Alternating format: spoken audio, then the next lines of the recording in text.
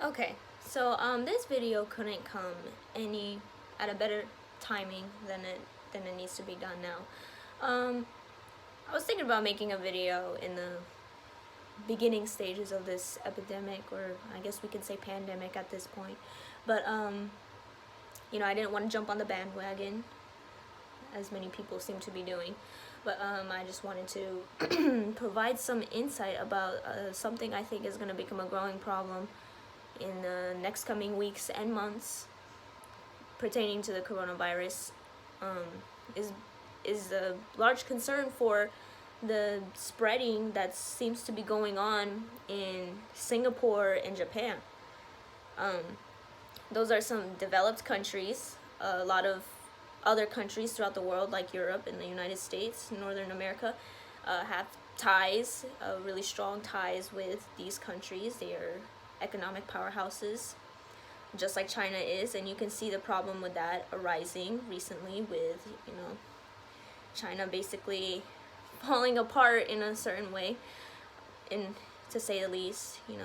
There's travel bans and trade restrictions and slowing down of the moving of goods through China. So I think that because we see some native spreading in Singapore and Japan, I think this problem doesn't start and end with China, and I think there's going to be more bigger issues that arise from the virus spreading to these other countries now. So the coronavirus, as of today, there is about close to 70,000 infected, almost 17,000 deaths. I'm just estimating because, who knows if these numbers are true. It's coming out of China. It's crazy how in the course of just only 2 months, this virus seems to have taken a big hold in many places already. Didn't see that with any previous spreading of viruses that we've recently had. Like, you had SARS and MERS, and even Ebola didn't have this much of an effect in a short amount of time. And maybe that has something to do with the geographic location of where these viruses started. But, SARS also started in China, and it seems to have surpassed that a fraction of the time. So there's also many countries on a daily basis reporting more cases. Egypt just got their first case. It's very concerning because, that's the African continent. And, whatever you can say about Africa, there's not much that can be done in many African countries if a virus like this were to take hold. We've seen in Ebola the outcomes of what an epidemic in Africa can do in certain African countries. So there's something to be concerned of. I would raise the alarm bells. So back to Japan, because I think this is the biggest concern now that we're seeing. Yes, China, we need to keep an eye on China, but a country like Japan and Singapore even, you need to keep an eye on those and what's going on there. You might know Japan is the single country outside of China that has reported the most cases, because of the cruise ship that is just sitting offshore in Yokohama. I don't understand really the effectiveness of quarantining a whole ship when there's an increasing number of cases on a daily basis on that ship. It comes to show how easily transmissible the virus is, and could somebody explain to me what we are doing with that ship? Because it makes no sense to keep everyone on that ship quarantined, because eventually it's just going to make its rounds around the whole ship and everyone will be contained. And I think people know that, and that's why you've seen the US start chartering flights to get people out of the ship, because I think it's frankly ridiculous and not effective at all to keep those people quarantined on the ship. I don't see the point in doing that at this point. They should let those people go on land. They can self-quarantine or something of that nature, because there's still gonna be some people that don't have the virus yet, and probably wouldn't get the virus if they weren't on that ship for any longer. But I think if you're just going to keep these people quarantined and not let them out, then the virus will make its rounds around the ship, and you will see some disastrous consequences, because that is a lot of people on that ship. Japan still doesn't seem to see the urgency about testing everyone on the ship. I think that would be something smart to do, because eventually all those people will need to be tested for a virus, I would assume. They said something with the logistics. There's a logistics problem, but like, come on, Japan. It doesn't make any sense. Like, there is no way forward with the Diamond Princess ship being docked offshore. There's nothing that they're doing right now that is any sort of effective. And the only effective measure I would think to take is to get the people off the ship that seem fine, you know, self-quarantine, keep testing them and all this stuff. And I think it's irresponsible of Japan to say something like a logistic issue is the reason why they're not going to test everyone on the ship, because at this point all these people have been exposed to the virus one way or another. You've seen some scientific evidence stating that this stuff is airborne, and a cruise ship is a mating ground for viruses to spread because of the closeness of everyone and vents circulating, and everyone's just really close to each other, and it is a good breeding ground for a virus to do its thing. And then in the past 2 days, Japan has had a big increase on cases that are being confirmed throughout Japan, many other prefectures, Hokkaido, Okinawa, Wakayama, Tokyo. A lot of these cases have nothing to do with recent travel to China, as we have seen in the early stages of people getting confirmed in this country. So that says a lot about how this virus could be spreading and just was being under the radar this whole time. So I think that you will see a bunch of people contract the virus. And I think the big problem is, and maybe this is happening in other countries as well, is that I think a lot of people are so focused on testing people for the coronavirus if they have any kind of connection to China or recent travel elsewhere or something like that, and that's when they get tested for coronavirus. But if you're like an average person, they're probably not going to test you for the coronavirus, and they're going to diagnose you as a flu. So I think just worldwide, whatever you want to say about China, I think worldwide, I think the extent of this virus, how far it's gone already and how it can be taking a hold elsewhere, is hugely underestimated. And Japan is a good proof of that, because obviously there's people in Japan that have no connection in travel or to the ship. Mind you, these new confirmed cases, they're separating the cases. So I guess whatever is being confirmed on the ship is separated from the internal domestic cases.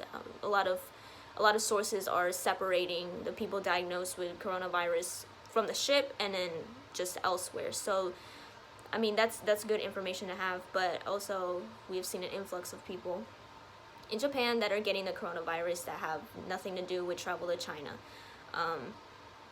Some cases, especially in Wakayama or Hokkaido, they haven't been able to trace the epidemiology of the virus. They have no idea how these people got it, so that's just the tip of the iceberg. I'm afraid a lot of people have probably gotten exposed to it, especially in a place like Tokyo or Okinawa. I live in Okinawa, so I know that this place is very congested, and I don't think the one case that was confirmed a few days ago is going to be the only confirmed case, especially with an incubation period of, some people argue, more than 24 days. This is just the beginning, I'm afraid.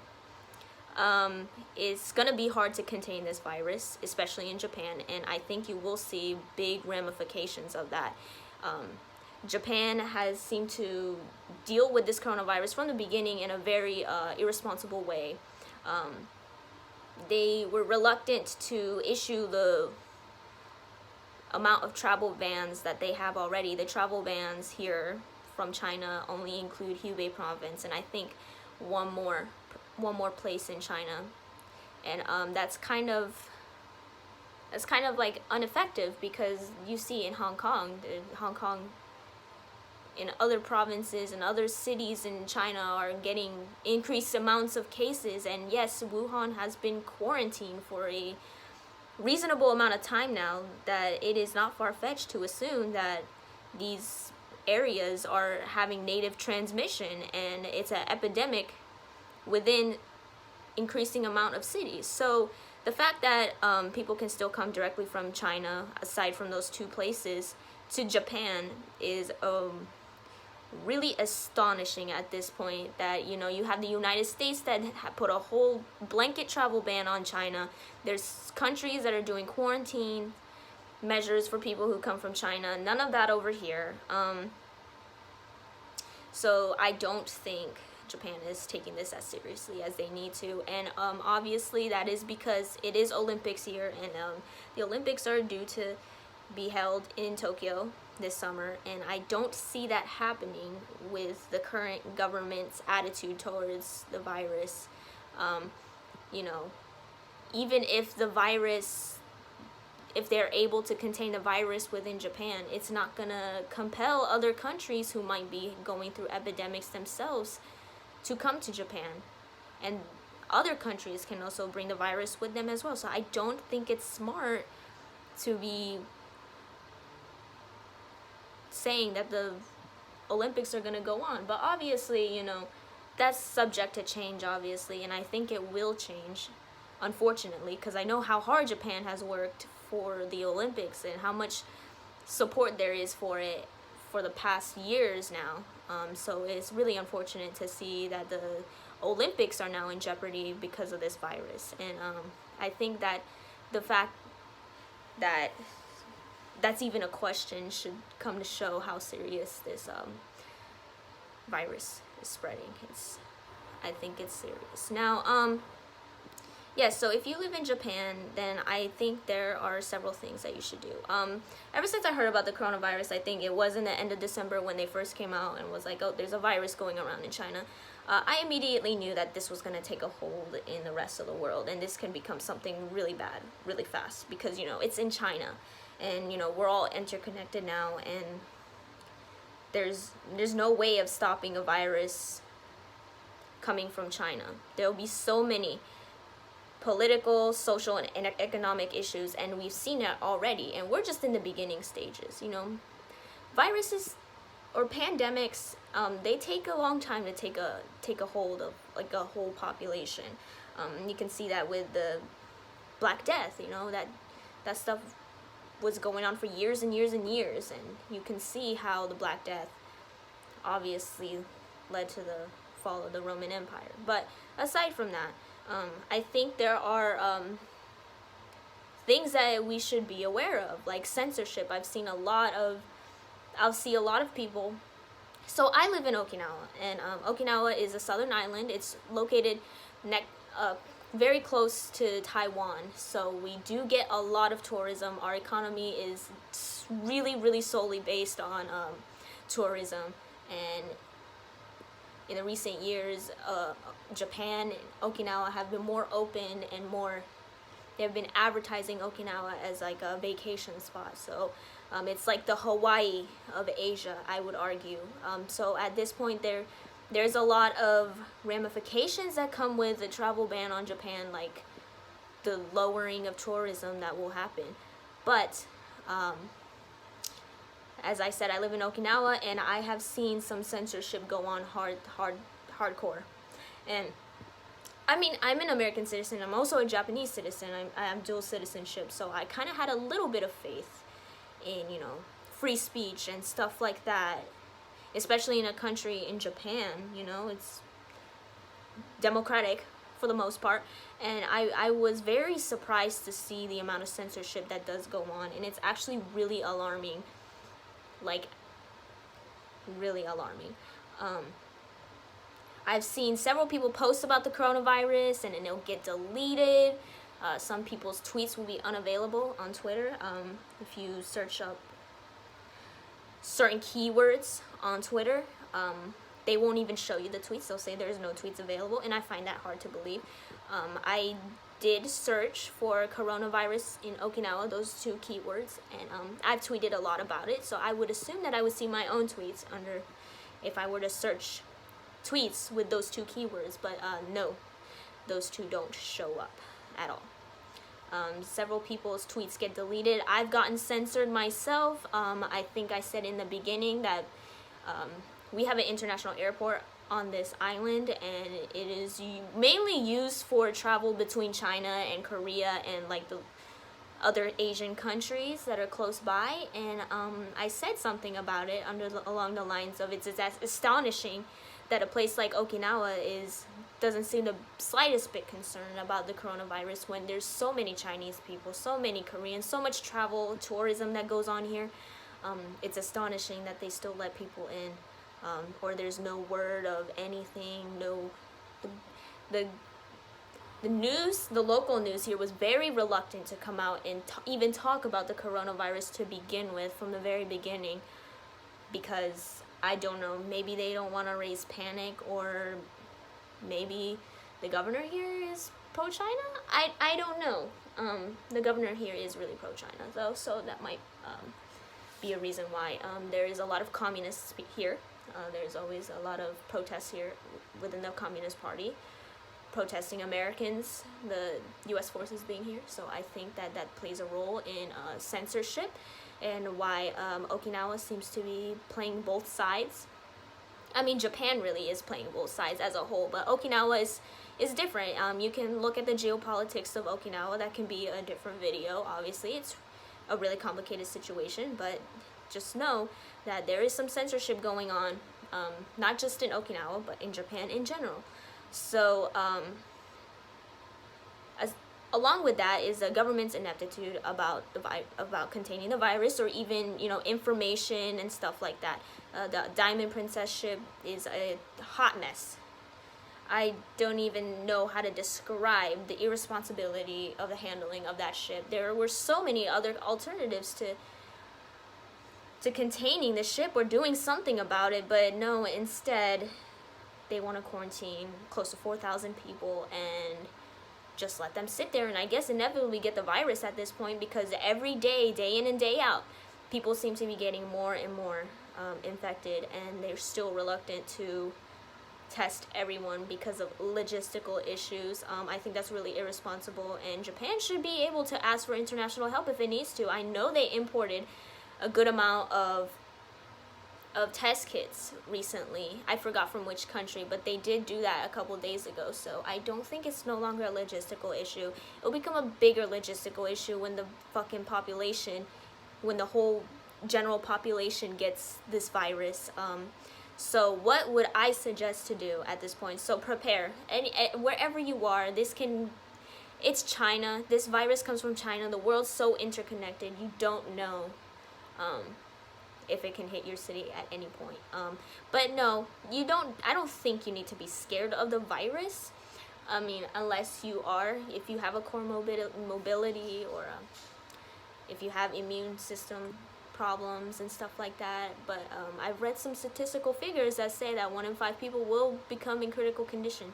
So there's a lot of people on this planet. Obviously, it's going to put a strain on healthcare systems worldwide. It doesn't matter how developed your healthcare system is, it's going to take a strain all over the place. I mean, we've seen it in China. I think you will see it in Japan. You'll see it in Singapore. These are two relatively developed countries for the most part. They're having trouble doing anything about the virus at this point, so I think it is necessary to prepare. There are, an inflation on masks and all these preventative measures, and there's many reports that say that masks aren't too effective in preventative actions towards this virus. So if you're a relatively healthy person, then I wouldn't be concerned about the virus, but I would be concerned about the social, political, economic issues that will entail because of this virus. And we've seen it already. Stocks are going down, but the government is basically filling that part in to make it look like the economy is not falling apart, but it is. It has the potential to put the world in a recession, because we have grown so reliant on China on an economic aspect that there is just no way that this virus isn't going to have an effect throughout the world. There is political issues that are arising. You see the conversations about racism and xenophobia going on. I don't think it's racist to be concerned about the virus. I don't think it's racist to take precautions, but that's a social issue that seems to be arising, and it will, with increasing paranoia with this virus. And you can say whatever about how the authorities are talking about this virus, but what they're saying is the total opposite of what they're doing. You can see that in the United States. Donald Trump, I mean, I like Donald Trump, but he went out and praised the president, dictator, whatever the fuck you want to call him, of China, Xi Jinping or whatever. He looks like Winnie the Pooh. You know, praised him for how they are combating the virus, but while he's praising the virus, the government's doing something different by placing bans. And you know, the CDC is really outspoken about the transparency, maybe about the figures that are coming out of China. So a lot of countries are saying one thing and doing the other. Russia closed their border with China. Mongolia did it. China's little brother, North Korea, was like the first country to close their borders, no in, no out. And I think that countries don't take these drastic actions unless there's a need for it. And I think that actions speak louder than words at this point. So I think it is, I mean, it's not too late to prepare, but I have prepared, and I think I will do another YouTube video about what I've done to prepare for the virus. Not for the virus, I'm sorry, the panic, because the panic will be just as deadly as the virus. The strain that it's going to take on the healthcare system. I mean, you might have a different disease. Let's say you have diabetes and you need to go to the hospital to get your prescription filled for insulin or something, or any other disease. You're not going to be able to go to the hospital because, one, you're going to fear that you're going to get the virus, and two, the healthcare system will be so strained, you will not be a priority at that point. I'm sorry to say it, but that's just how the world works. So a lot of people, maybe, you know, as controversial as the figures are, we're seeing maybe like a 2 to 3% mortality rate with this coronavirus. That doesn't seem too crazy, but 2 to 3% of a world population, or a population of a city, that is a lot of people. So yes, there will be political and economic issues because of that. So to prepare, I would go buy non-perishable goods, purified water, you know, before the inflation starts to hit, because yes, there is price gouging going on, obviously, with masks and stuff. So you will see that happen with other goods as the slowing movement of goods will start to occur, and you will feel the ripples of that. Inflation, because the economy, political. The WHO is, that's a different conversation we're about to have, but the WHO seems to be very political about how they're handling this scenario. A lot of people have negative things to say about how the WHO has handled this situation, and honestly, I think with a communist country like China, and a very secretive country like China, I think that the reason why the WHO seems to be kissing China's ass, basically, is that they need to get in there and help, and the only way they're going to do that is by praising China. The CDC has come out and has criticized China, and they're not allowed in. You've seen that a lot with China. If you criticize China, they're not going to be too nice to you. So that could be the reason why the WHO is talking and acting the way they are. If not, then that is really insane, and I have no faith for humanity. I kind of already don't, but I have just a little bit. I'm hoping that, you know, this can be just something that we can read in the history books in a couple years. But who knows? You know, this virus can go one way or the other, and right now it's looking one way and it's looking downhill. So by preparation, I would stock up on non-perishable goods. I mean, really, things are gonna go downhill really fast. So I would get some purified water, some food that lasts on the shelves for a good year, you know, canned beans, vegetables, soups. I have flaky mashed potatoes. I bought a lot of vitamins and supplements, some medications. I bought like a big jar of ibuprofen, Tylenol, Benadryl, all that type of stuff. You will see a limit on cough and cold medicine. I mean, I see it here. You know, you can't get a hold of a big stockpile of them without any trouble. So, you know, just like basic medications that over-the-counter medications that you can use if you do come down with something else, or if you do come down with something else, like as I'm saying, you don't have to go to the hospital at that point. You know, there's something that you can deal with at home. And I think that is the best way to combat this virus, because, you know, the panic will set in. The panic will hit many places. You see it Singapore, rationing's going on in Hong Kong.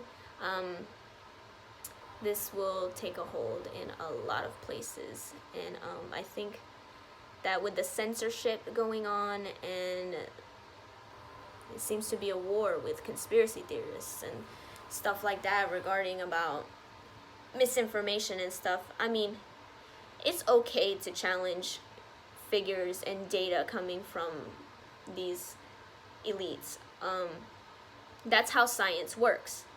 Someone comes out with an experiment or a hypothesis or a theory. It's okay to question those. It's okay to question the data, and that is the greatest thing about having free speech. And the greatest thing about science is that you can challenge numbers and you can challenge anything, and that's what people should be doing. And I don't think that is fear-mongering or conspiracist or even misinformation to challenge the things that are going on.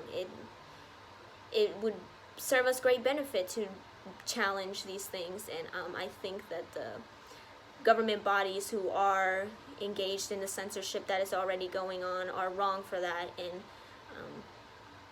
so this is going to cause a lot of political issues as well with the censorship and stuff. So that's all for now. So I shot this on my iPhone. I think I'm going, if this video gets a lot of